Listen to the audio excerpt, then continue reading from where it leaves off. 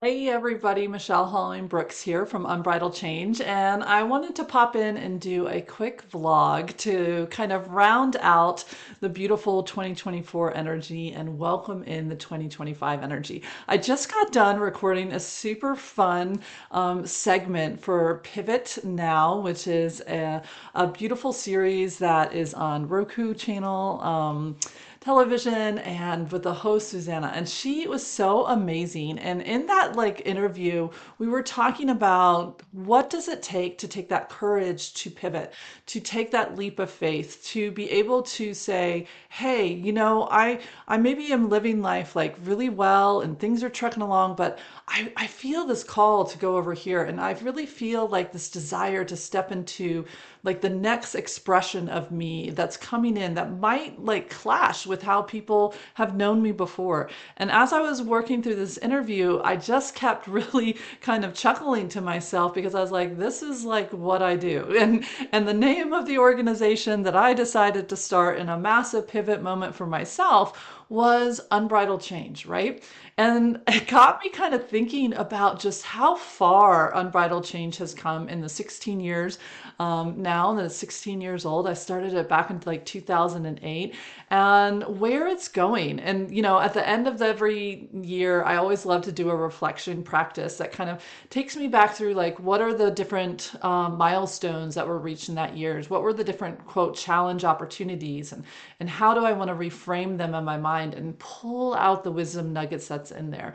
And where does it want to go into 2025? Like, where do I want to go in this next upcoming year? I don't necessarily agree in New Year's resolutions, but I love planting seeds and opening doors to see what will come through, what wants to be born in the next year. And man, 2025 is like shaping up to where it's like, woo, put on your seatbelt, like here we go. So if you had met me like in my 30s and you had asked me like, Michelle, how do you feel about change? I would have laughed and I would have been like, I don't like it. I don't like anything about it. I am a predictable person. I have a Capricorn rising as my beautiful natal astrology. What does that mean? That means I am a person who's of habit. I'm a person who gets stuck in my ways. I stay routine oriented rigidly, even when I know I probably shouldn't have that routine. I still stay like showing up for it, grinding that nose to the grindstone day after day. It's really not in my nature to shift and to change and to pivot on a dime. And so that's why I thought it was kind of amusing to be on that talk show and be sharing tips on how to pivot, because I was like, if you only knew, I'm showing up here saying, hey, I actually really embrace this energy, which I do now. But 16 years ago, when the name Unbridled Change dropped in, I was anything but flexible. Everything that I had done up until that point in my life, it was like 20, let's see, what was that, 28, 29, somewhere in there, was designed to try to predict everything. I had gone into the healing arts and spiritual arts and all these other things, learning my intuition to try to tap in to predicting what was going to happen, how it was going to happen, and when it was going to happen. And eventually I realized something kind of woke me up, and it realized, wow, everything that I was doing to try to predict the future, to try to control what was happening, it was really rooted in unresolved trauma in my system. It really was that my routines, my habits, my rituals that I had developed, they were all really giving me a false sense of control that were absolutely kind of harmful to me at the time. Like, while yes, my health routine you could say was beautiful, it was coming from an energy of like, I don't want to be sick again. So instead of like, I want my body to be as well as it can be, there was a drive that was coming from fear, right? And so everything that I did, when I really slowed down, I realized, wow, how much control fear actually had on my life. And I've talked about this in a couple different places and a couple different things, because once I realized the level of control that my nervous system had on me protectively, I really wanted to understand, how do we get out of that? How do we get out of that base part of our brain that is survival first, personal needs second, abundance, thriving, that's a far, far third, place of what that is. And our soul wants the exact opposite. Our soul says, hey, there is actually a very real survival system built into following your guidance.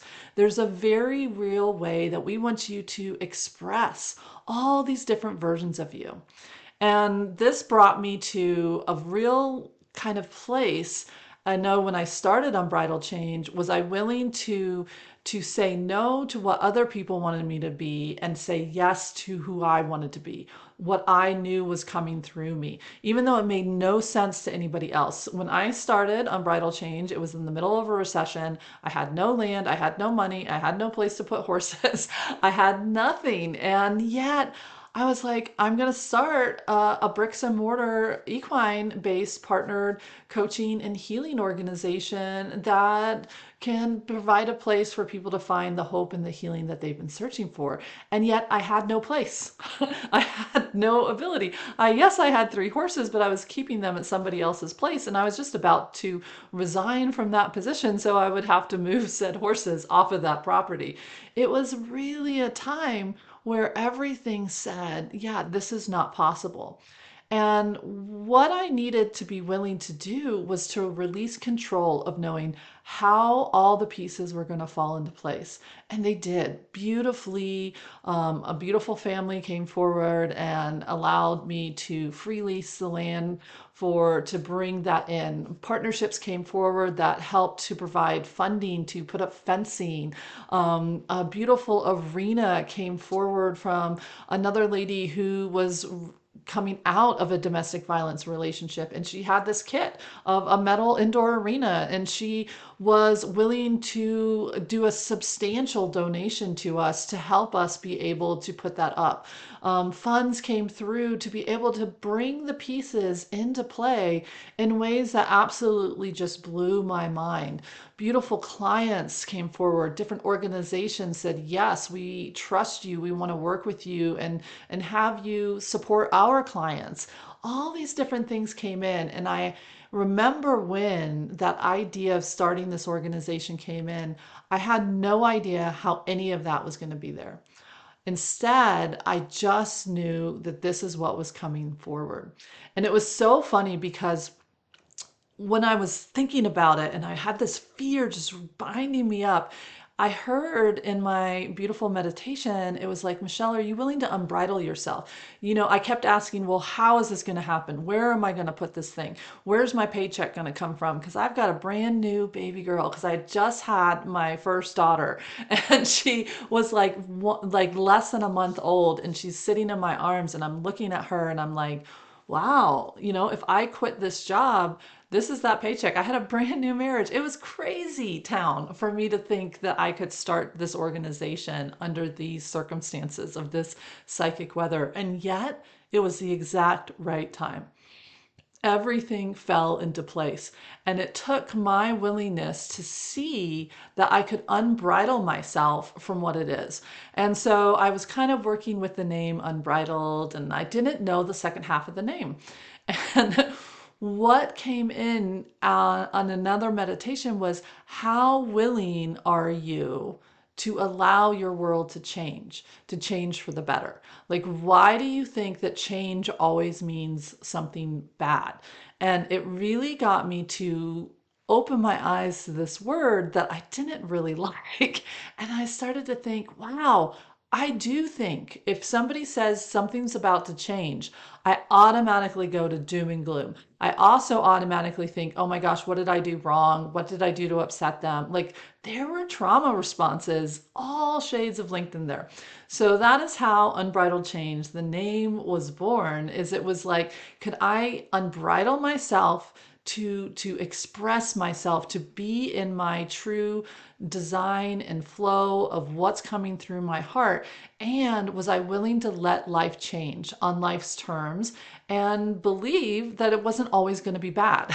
Like, even if I couldn't understand it, even if there was a wrinkle or a hardship or a hard edge that I was working through, could I believe that change could come in a positive way? That change could allow me to actually free myself up and liberate, unbridle myself from the old ways of being that no longer served, and really allow myself to take the bit out of my mouth, stop holding myself back, and let myself be the beautiful, amazing being that I was.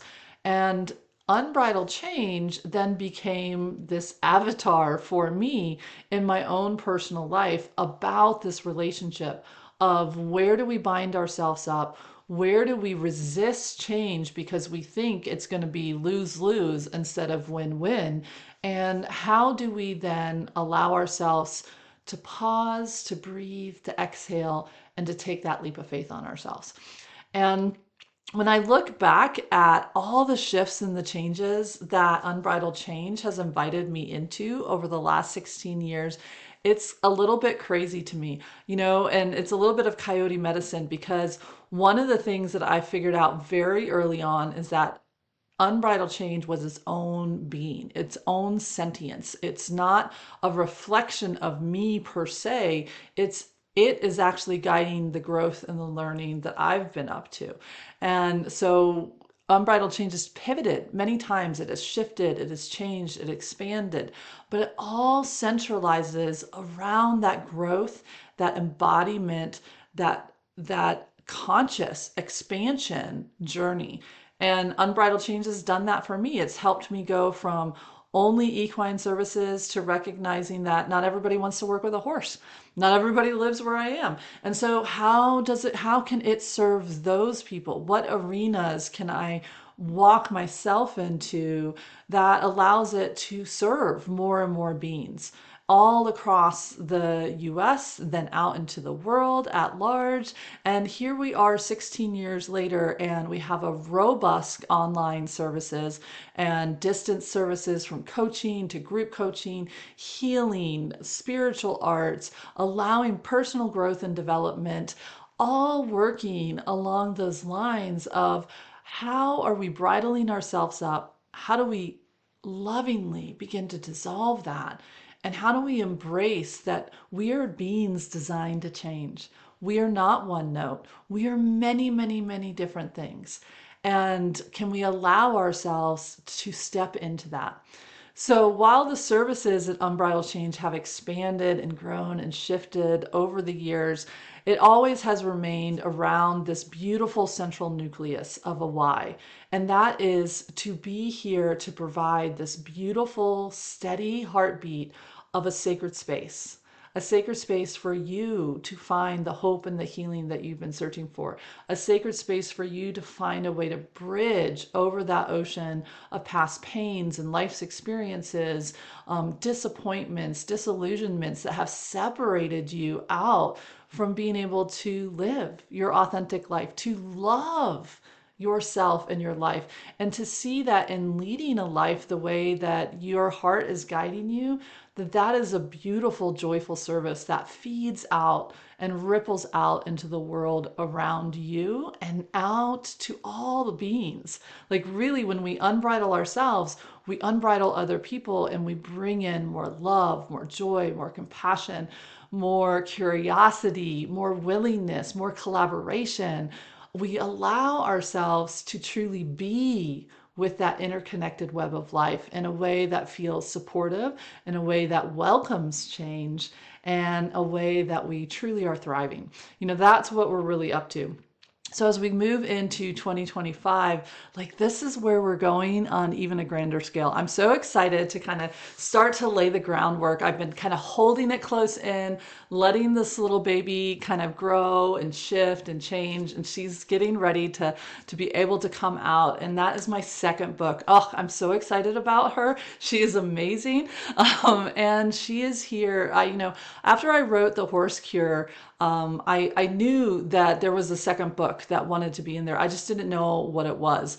And The Horse Cure was really designed to share with people a different way of partnering with ourselves and with all beings through the eyes of, like, the horse.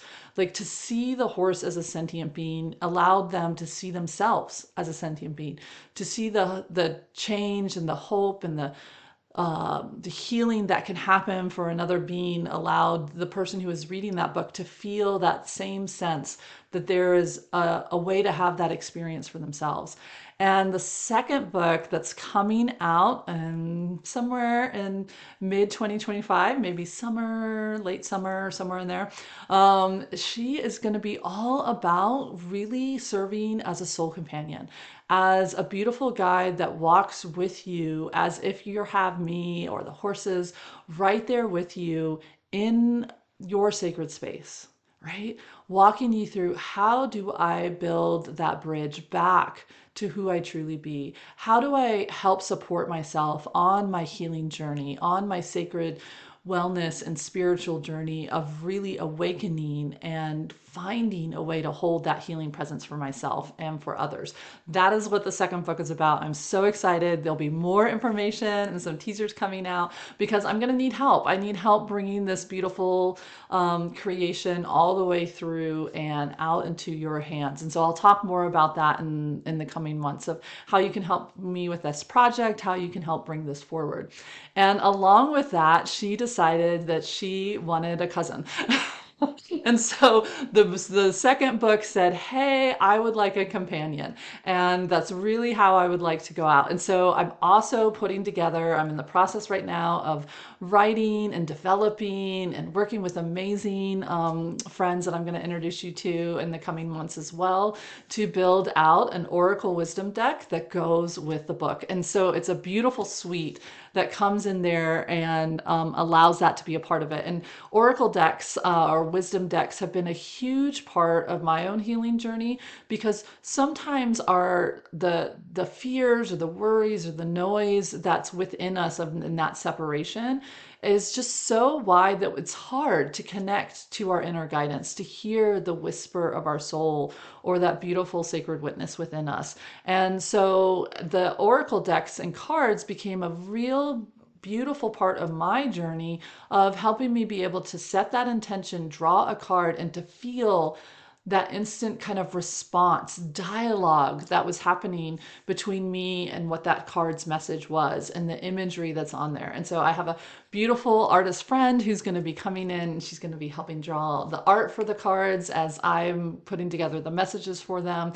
And again, they're going to work together in tandem with each other, the deck and the book, to really help provide you with ways in which you can connect deeper with yourself, your guidance, and really free yourself up. I'm so excited about both of these offerings. And of course, when you have a new offering and a new body of work that you're really bringing forward to on a larger scale outside of the client work, that comes with new client work to match it. So new workshops and offering and courses and development. Oh my, so many wonderful things coming in 2025 to be a part of you, to help you be able to ignite that wise one healer within you.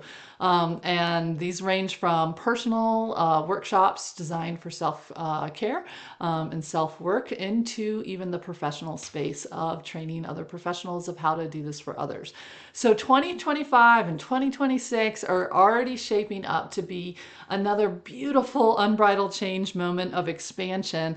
And I can't wait to share more about these projects and to be with you. But for right now, I'd like to invite you to take a moment and pause. Take a deep breath in and out. And just feel in, honoring that path that you have been on up to this point. And I bet you there's a place where you feel like you've been holding yourself back. There's like a bit in your mouth and you're just holding on to those reins and you're a little bit nervous about really letting yourself go, letting yourself stride out there and engage and play and be with a new dream or a desire, and to start an adventure, or to, like the beautiful show that I was just on, pivot, make a change, take a beautiful wealth of knowledge that you have in one arena of your life and let it come to a totally new arena. Just like Unbridled Change, like I went from with horses to without, but yet it all feeds together. I love to say everything I teach now, everything I bring in, horses were my first teachers. So it doesn't mean abandoning a part of our life that we absolutely love that shaped us. It means allowing it to expand, to grow, to take us into a new experience, a new zone of genius and excellence. So just feel in And let yourself dream here. Don't put any like, oh, but I can't do that because yada, yada, yada. And like, leave the logic at the side. If fear wasn't guiding you, what are some things you would like to experience? Seeds you would like to plant. You might not know when the fruit will come to bear, but you're willing to say yes, to open the door and say, I want to start to dance with this. I want to loosen up the reins. I want to allow spirit to start to guide me, and I'm willing to take the first step. What would that be? Write it down. Place it somewhere beautiful, right? And just let the musing of saying yes sit with you as we move through this season, right? This season going into that moment of the solstice where we are asked to exhale, to breathe in and out. As we move into the new year, like, do you allow it to like take a nice deep breath in, feel open that you don't need to know who, what, when, where, why, and how. You're just saying, yes, I'm willing to let this goal, this idea, this dream start to talk to me. And what would that be? I'd love for you to share with us if you want what that intention is or that dream is, but most of all, share it with yourself. And I can't wait to share more with you about how dreams that came in a few years ago are getting ready to come to fruit and to bear in this upcoming year. If you haven't already signed up for our weekly newsletter, I really encourage you to do it because that's where all like the information is going to be coming in and sharing of how you can be a part of this growth and this final like kind of push to bringing it into creation with me. Also the new resources that we have to support you on your journey. So you can also subscribe to, if you're listening to this on a social media channel, just, hit that subscribe, hit that follow, give us some love, give us some share, allow yourself to really see what is out there within Unbridled Change's universe and world that will support you and can support others. So offering you light, love, and joy this beautiful season, and I will see you in 2025. Bye.